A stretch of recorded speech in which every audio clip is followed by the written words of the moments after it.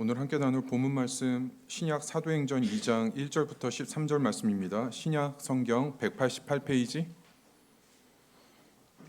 사도행전 2장 1절부터 13절 말씀 함께 교도하겠습니다. 오순절 날이 이미 이름에 그들이 다 같이 한 곳에 모였더니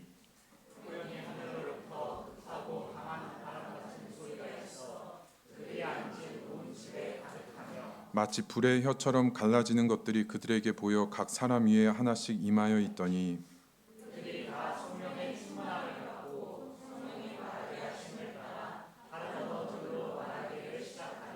그때 경건한 유대인들이 천하 각국으로부터 와서 예루살렘에 머물러 있더니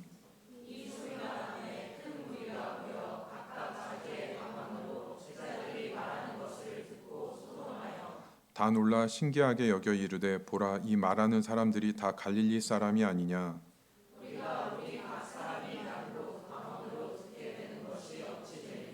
우리는 바데인과 메데인과 엘람인과 또 메소포다미아 유대와 갑바도기아 본도와 아시아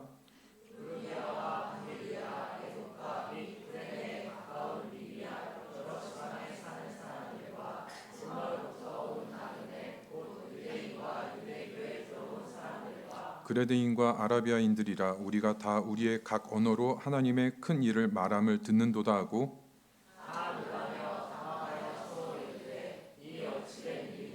우리 다 같이 읽겠습니다. 또 어떤 이들은 조롱하여 이르되 그들이 새 술에 취하였다 하더라. 아멘. 오늘 말씀 제목 한번 같이 읽고 시작하면 좋겠습니다. 하나님이 일으키시는 바람을 꿈꾸자. 우리가 살아가다 보면은 꿈을 가지고 이루는 것보다 내가 원래 가지고 있던 꿈이 변하는 게 훨씬 더 어렵습니다. 왜냐하면 처음 내가 뭔가 바라는 그 꿈을 가질 때 그 꿈을 가지기까지에는 자신의 경험, 지식이 쌓여온 꿈이거든요. 그러니까 그 꿈이 바뀌려면은 내가 그동안 경험했던 모든 경험과 지식을 능가하는 어떤 계기가 없으면 사람은 자기가 원래 갖고 있던 꿈을 고집합니다. 하나님이 우리에게 바라시는 꿈이 있어도 우리는 우리 자신의 꿈을 고집하기가 쉽고 머리로는 하나님 바라시는 것을 알 수 있다고 하더라도 우리 자신의 꿈을 바꾸기가 하나님 앞에 그렇게 어려운 겁니다. 최근 뉴스에서 AI 기술을 주도하고 있는 사람들한테 인터뷰를 했는데 그 인터뷰의 제목이 뭐냐면은 앞으로 시대의 AI 패권이 어떤 기준으로 갈리게 되느냐에 대한 인터뷰였습니다. 이 인터뷰에 나온 사람이 두 사람입니다. 구글 딥마인드 CEO인 데미스 하사비스라는 사람입니다. 이 사람 이렇게 얘기하면 성도님들 기억 못하실 수 있는데 이세돌 구단하고 알파고하고 대국했을 때 그 알파고를 기획했던 사람이죠. 이 사람이. 그리고 또 한 사람은 챗GPT의 오픈 AI의 샘 올트먼이 나와서 이 문제에 대해서 인터뷰를 했는데 신기한 게 뭐냐면 두 사람 다 똑같은 답을 했다는 거예요. 두 사람 다 뭐라고 그러냐면 앞으로 시대는 AI 기술이 엄청 빠르고 풍성하게 변할 거라는 겁니다. 그런데 두 사람 모두 다 AI가 발전하는 기술에 성공이 달려있지 않다고 얘기한 겁니다. 두 사람 모두 공통적으로 얘기한 한 단어가 있습니다. 뭐냐면 그거는 에너지라는 겁니다. AI를 가능하게 하고 AI를 돌아갈 수 있도록 하는 힘이 싸고 깨끗하고 재생 가능한 에너지를 어떤 나라가 그 에너지를 공급할 것이냐가 앞으로 시대를 이끌게 된다라는 답을 이 두 사람이 같은 질문에 대해서 똑같이 답을 한 겁니다. 기술을 가능하게 하는 강력한 에너지가 안정적으로 공급되지 않으면 아무리 첨단 지능과 기술이 소용없게 된다고 인터뷰한 거죠. 저는 신앙도 똑같다고 생각합니다. 교회가 하나님의 복음을 감당하게 되는 것은 사람이 가지고 있는 경험이나 지식이나 제한된 능력이 아니라 하나님으로부터 오는 능력이 교회에 있지 아니하면 교회가 하나님의 사명을 감당할 수 없다는 겁니다. 성령께서 교회에 새로운 에너지, 새로운 능력을 부어주실 때 우리가 진정으로 내가 그동안 고집해왔던 내 꿈이 변하게 되는 겁니다. 우리가 내 자신이 정말 평생을 꿈꾸는 그 소중한 꿈과 비전이 무엇인가를 바랄 때 우리는 너무 쉽게 하나님을 믿는 우리들조차도 너무 쉽게 그 꿈에서 하나님에 대한 요소를 쉽게 빠뜨립니다. 하나님이 부어주시는 능력과 그 무한한 은혜와 능력을 고려한 꿈이 아닐 때가 훨씬 많다는 거예요. 성령께서 부어주시는 강력한 은혜와 능력을 너무 쉽게 가볍게 여기고 내 제한된 지식과 경험으로 내가 할 수 있는 정도의 꿈을 꾼다는 거죠. 사도행전을 기록한 누가가 특히 오늘 보면 사도행전에서 가장 중요한 말씀입니다.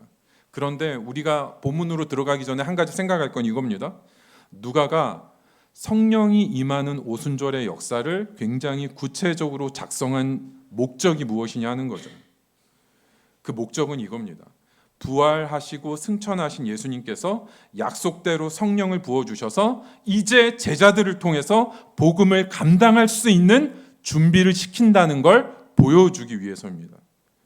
그러면 이 뜻은 뭐냐면은 성령이 부어지는 능력과 은혜로 교회가 시작되었다는 걸 보여준다는 거죠. 우리에게 이 말씀을 주시는 목적, 우리에게 주시는 목적이 뭐냐면은 성령을 부어주시는 그 본질을 꿈꾸고 기대하라고 주시는 말씀입니다. 성령이 부어주시는 그 본질을 꿈꾸고 기대하라는 겁니다.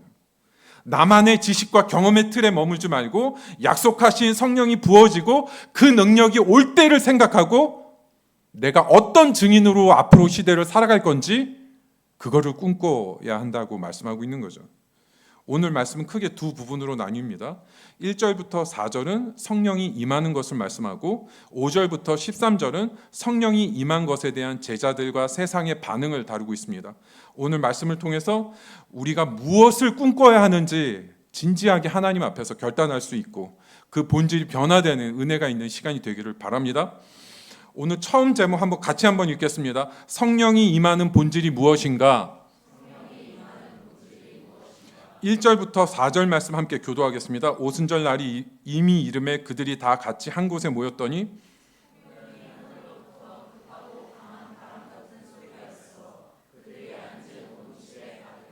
마치 불의 혀처럼 갈라지는 것들이 그들에게 보여 각 사람 위에 하나씩 임하여 있더니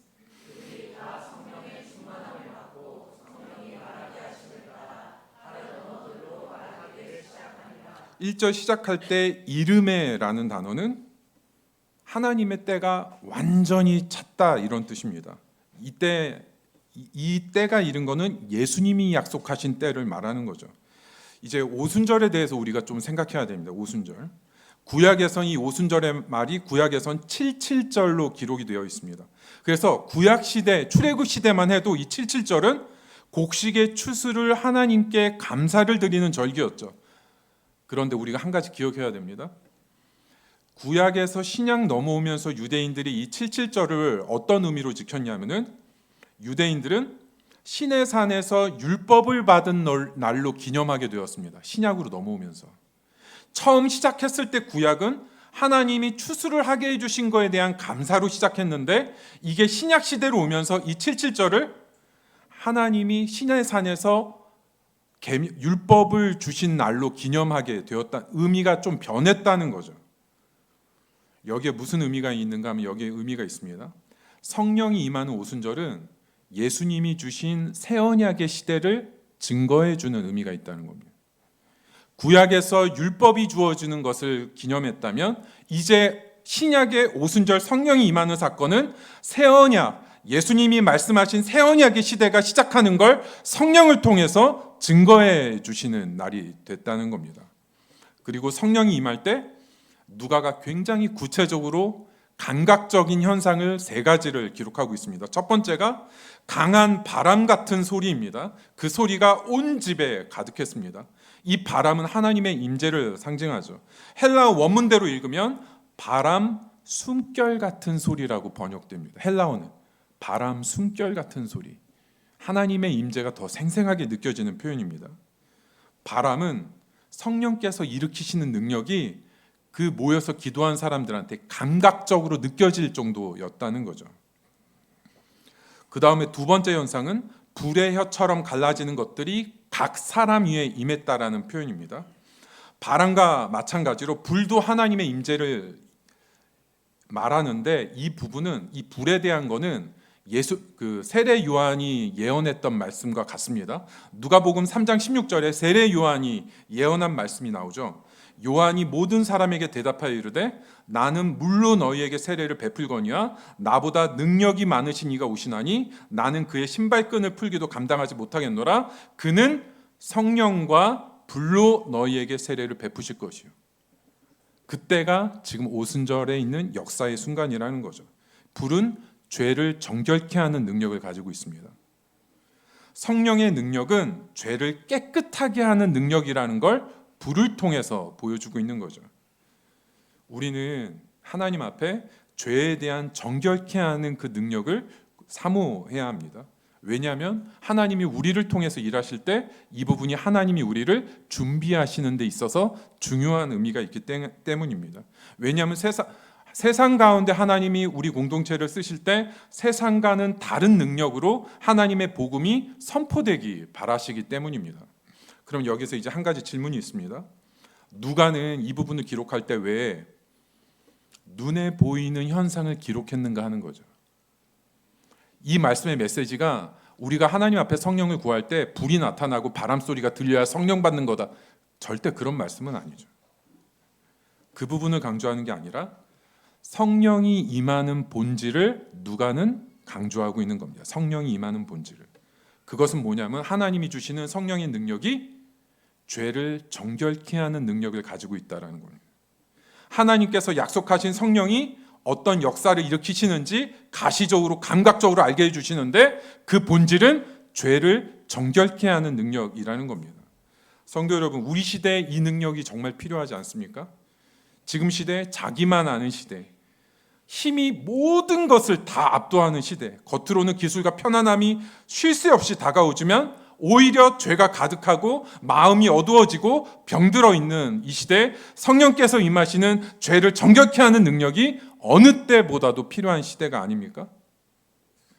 하나님의 관점이 무엇입니까? 기술이 이 시대를 고치는 게 아니라 성령이 임하고 하나님이 주시는 정결케 하는 능력이 이 시대를 고치고 회복시킨다고 오늘 본문을 통해서 우리에게 말씀하고 있는 겁니다.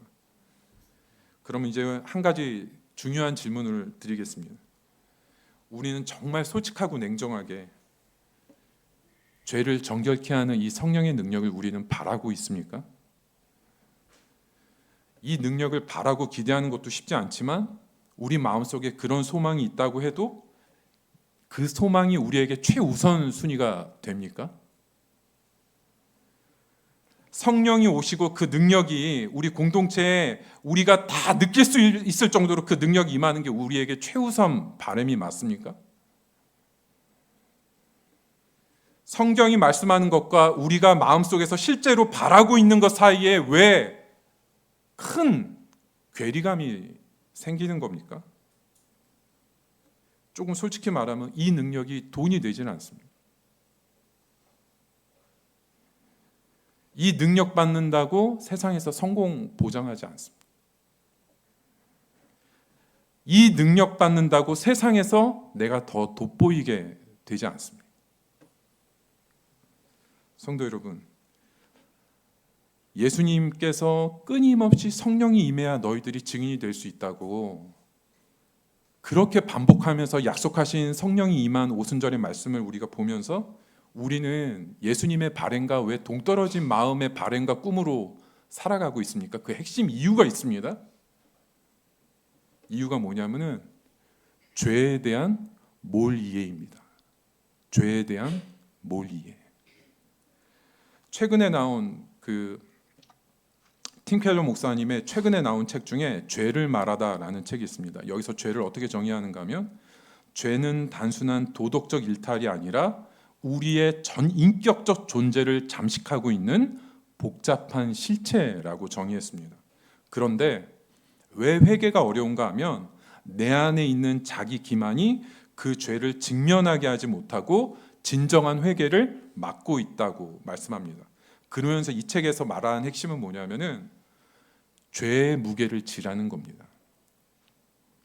쉽게 용서받으러 나아간다는 게 죄의 무게를 지는 게 아닙니다. 그냥 용서받는 것으로 스스로 죄의 무게를 회피하지 말고, 그렇게 회피하면 절대로 죄에서 돌이키는 능력이 없다는 겁니다. 단순히 받는 죄 용서가 죄를 끊게 하는 게 아니라, 진정한 회개와 돌이킴은 스스로 그 죄의 무게를 온전히 감당하지 않으면 하나님으로부터 우리에게 은혜로 주어지는 죄를 정결케 하는 능력의 소중함을 알 수가 없다는 겁니다. 성도 여러분, 이 부분이 우리에게 고쳐지지 않으면 내가 가지고 있는 꿈과 기대는 변화되지 않는다는 겁니다.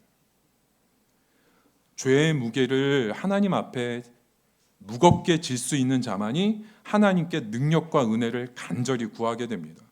스스로 죄에 대해서 고치고 해결하라는 뜻이 아닙니다. 죄가 주는 무거움을 스스로 지지 않으면 하나님의 은혜가 계속 한없이 가벼워진다는 겁니다.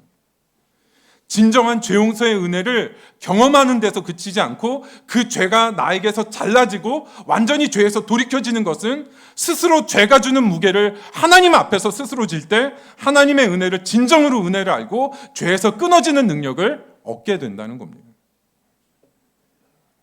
그러면은 그 죄를 정결케 하는 능력을 주시는 하나님의 은혜가 무엇입니까?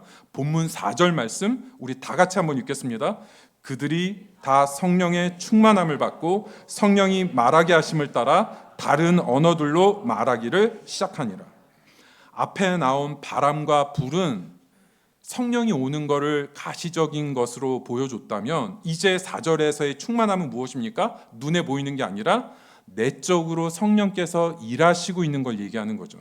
충만함은 성령께서 우리의 전 인격을 완전히 압도하고 다스리시는 상태입니다.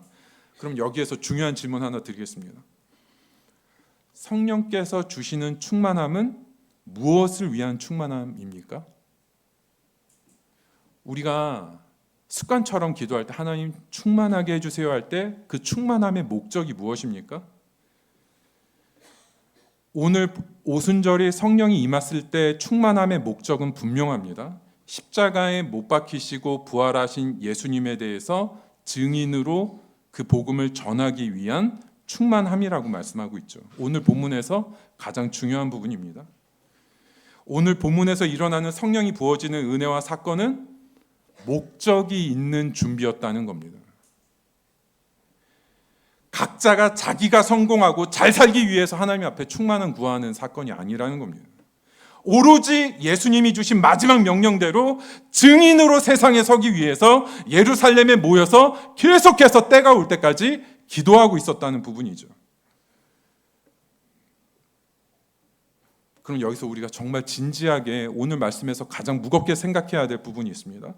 지금 시대 교회가 성령의 큰 역사로 복음을 전하기 위해 세상에 나아가는 것이 왜 점점 약해지고 있습니까? 우린 여기를 솔직하게 인정해야 됩니다. 저는 분명하게 여기서 얘기할 수 있는 게 교회가 그 사명을 원하지 않기 때문이라고 믿습니다. 표면적으로 부정하지는 않을 겁니다.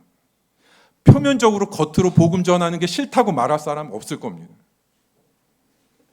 하지만 점점 교회가 지금 개인의 유익과 교양과 지적 성장을 위한 안락처가 되어가고 있다는 거죠. 교회는 그걸 바라고 있습니다.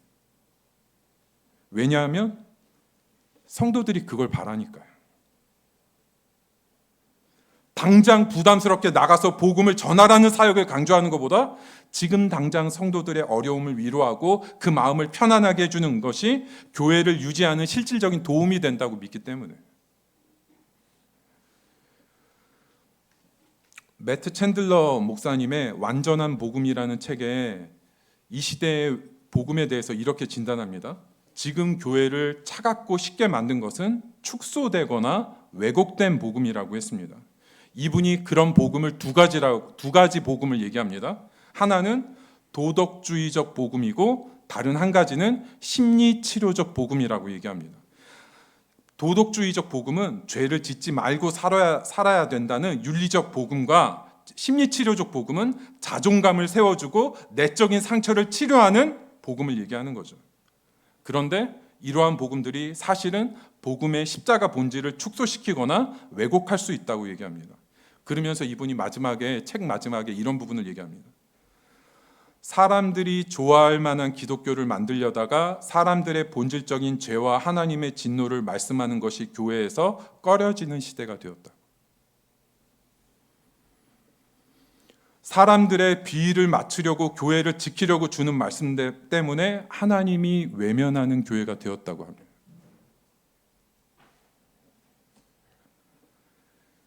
성도 여러분, 죄인에게 예수님의 피 묻은 십자가를 전하고 구원을 선포하고 죄인이 그 십자가로 인해서 십자가 앞에 서는 게 복음입니다.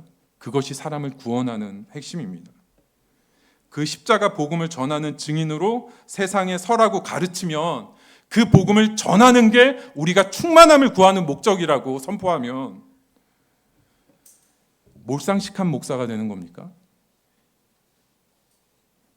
아니면 시대 흐름과 역행하는 교회가 되는 겁니까?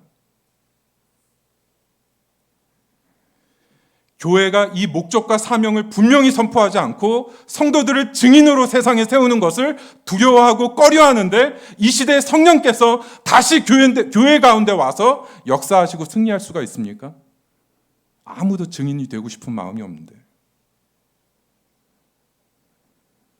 예수 그리스도를 전하는 것을 부끄러워하고 소중히 여기지 않는 교회에 하나님이 부어주시는 충만함의 능력이 다시 한번 이 시대를 올 수 있습니까?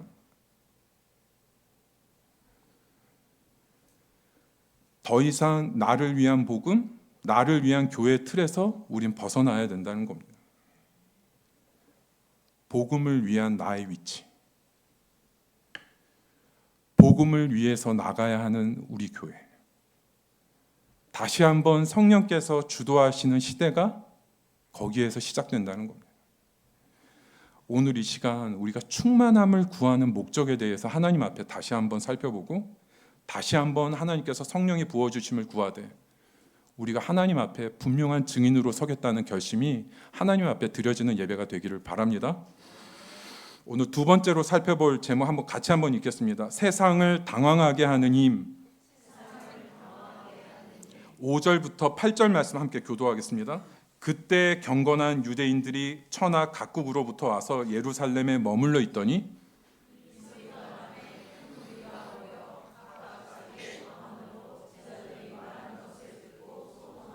다 놀라 신기하게 여겨 이르되 보라, 이 말하는 사람들이 다 갈릴리 사람이 아니냐.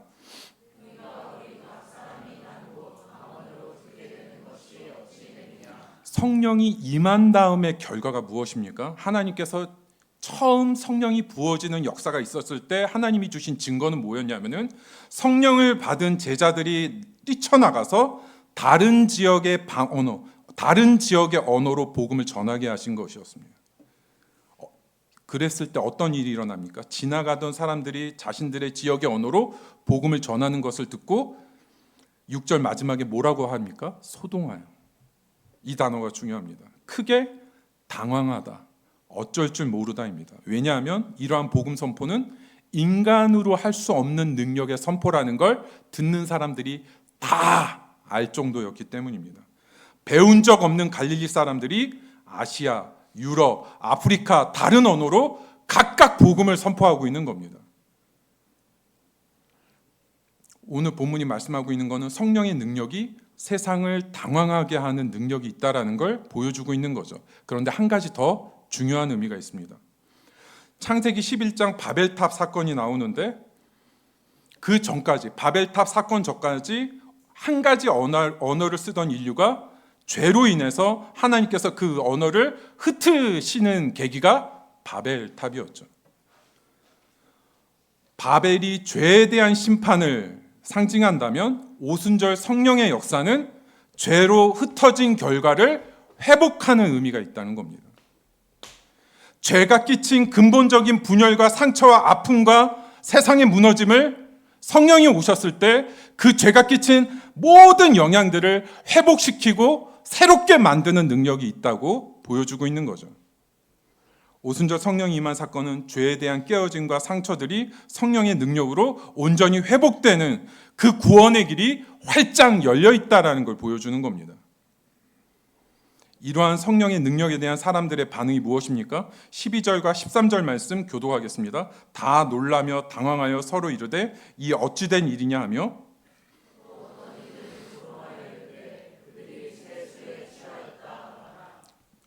두 가지 반응이 나옵니다. 한 가지는 성령의 역사에 대해서 놀라거나 다른 한편으로 조롱하는 겁니다. 그래서 진정한 복음은 항상 반응을 둘로 갈리게 하는 힘이 있습니다. 복음 전할 때 다 하나님을 찬양하고 예수님 믿게 되는 거 아닙니다. 믿음으로 반응하든지 아니면 적대적으로 예수님으로부터 돌아서든지 그 반응을 복음이 드러낸다는 거죠. 복음을 전한다고 사람들이 나를 좋아해 주거나 나를 올려주지 않는다는 겁니다. 냉대하거나 핍박할 수도 있다는 겁니다. 하지만 성령께서 부르심 받은 자들에게 은혜를 주시고 믿음으로 반응하게 하셔서 복음을 전하는 방식으로 결국은 한 영혼을 하나님께서 구원으로 인도하시게 됩니다. 그러면은 이 뒷부분의 반응, 5절부터 13절까지의 반응이 무엇을 이야기하고 있는가 하면 복음을 전하는 자가 세상을 당황하게 하고 세상이 감당치 못하는 사람들로 세상에 서게 된다는 겁니다. 성령의 은혜와 능력으로. 이 메시지가 또 어디에 나오는가 하면 히브리서 11장 36절에서 40절 말씀이 나옵니다. 제가 읽겠습니다. 어떤 이들은 조롱과 책짓질 뿐 아니라 결박과 옥에 갇히는 시련도 받았으며 돌로 치는 것과 톱으로 켜는 것과 시험과 칼로 죽임을 당하고 양과 염소의 가죽을 입고 유리하여 궁핍과 환난과 학대를 받았으니 이런 사람은 세상이 감당하지 못하느니라. 그들이 광야와 산과 동굴과 토굴에 유리하였느니라. 이 사람들은 다 믿음으로 말미암아 증거를 받았으나 약속된 것을 받지 못하였으니 이는 하나님이 우리를 위하여 더 좋은 것을 예비하셨은즉 우리가 아니면 그들로 온전함을 이루지 못하게 하려 하심이라. 성령이 주신 증거로 그 은혜로 준비돼서 복음을 전하는 사람에게 그리스도인으로 증인으로 서는 모든 것을 이 사람들의 세상을 당황시키게 하는 사람의 특징은 뭐냐면 그리스도의 증인으로 서는 것에 모든 걸 건 사람입니다. 그래서 약속하신 것을 하늘에 두고 이 땅에서 고난을 감당하는 겁니다. 복음을 전하는 대가를 감당하는 사람입니다. 성령을 받은 제자들이 모두 이 고난을 감당한 사람들이었습니다. 성도 여러분, 하나님께서 우리 삶에 바라시는 기대와 꿈과 내가 바라는 삶의 모습 사이가 큰 차이가 있다는 겁니다. 하나님께서 이 생명, 우리에게 주신 영생, 그리고 우리에게 주신 축복은 하늘에 다 준비하시는데 우리의 바람은 항상 내가 살아있는 동안 내 꿈을 이루는 것, 내가 살아있는 동안에 한번 이 땅에서 내가 행복하고 내가 되고 싶은 사람이 되는 것. 결국 오늘 말씀에서 무엇이 우리의 꿈과 기대를 바꾸는 힘이 있습니까? 우리 안에 성령의 기름 부으심이 근본적인 우리 삶의 기대를 송두리째 바꾸게 되는 겁니다. 하나님이 바라시는 건 그겁니다. 지적으로 나를 설득해서 아니면 감정적으로 하나님이 주시는 감정적으로 우리의 꿈이 바뀌지 않습니다. 오직 성령의 은혜와 능력이 임할 때 우리가 바라는 삶의 기대와 꿈이 하나님이 주시는 증인의 삶으로 바뀌게 되는 은혜가 있는 겁니다. 성도 여러분, 이것을 위해 성령을 구하는 겁니다. 이것을 위해서. 내가 잘 되고 어려움이 해결되고 길이 열리기 위해서 그래서 은혜를 구하는 게 아니라 예수 그리스도 주님이 내 전부가 되고 하나님이 주실 상급은 모두 하늘로 두고 온전한 증인으로 살아가는 것을 위해서 우리가 성령을 구할 때 우리의 본질적인 기대와 바람이 바뀌게 될 줄 믿습니다. 오늘 하나님이 우리에게 부어주시는 마음으로 함께 기도하고 결단할 수 있는 그런 시간이 되기를 바랍니다. 오늘 말씀 붙들고 함께 기도했으면 좋겠습니다. 오늘 말씀은 오순절 성령의 역사가 우리가 바라던 마음속의 소원과 꿈과 기대를 바꿔야 한다는 겁니다. 참된 은혜와 능력을 받는 것은 나를 위한 충만함이 아니라 예수 그리스도가 내 삶의 전부가 되는 고백으로 서기 위한 그런 충만함이라고 말씀하고 있습니다. 그러기 위해서 우리가 먼저 죄의 무게를 져야 됩니다. 죄의 무게를 져보지 않으면 하나님의 은혜가 얼마나 소중한지 모릅니다. 죄의 무게를 직면하고 감당하고 십자가 복음 앞에 서서 하나님의 긍휼한 은혜가 좀 임하게 해달라고. 그리고 우리가 오늘 충만함을 구해야 되는데 충만함에는 목적이 있다고 그랬습니다. 내 유익과 안위가 아니라 오로지 그리스도의 증인으로 서기 위해 하나님이 부어주시는 성령의 능력이 우리에게 꼭 필요하다고. 담대하게 서게 할 수 있는 충만함을 달라고 기도하겠습니다. 복음은 세상을 당황하게 하고 세상이 감당치 못하는 힘이 있다고 그랬는데 성령의 능력으로 내 마음속 깊이 바라는 내 삶에 대한 꿈과 바람이 좀 변하게 해달라고. 하나님이 나에게 바라시는 바람이 내 꿈과 사랑이 되게 해달라고. 오늘 말씀 생각하면서 우리 기도하며 나아가겠습니다.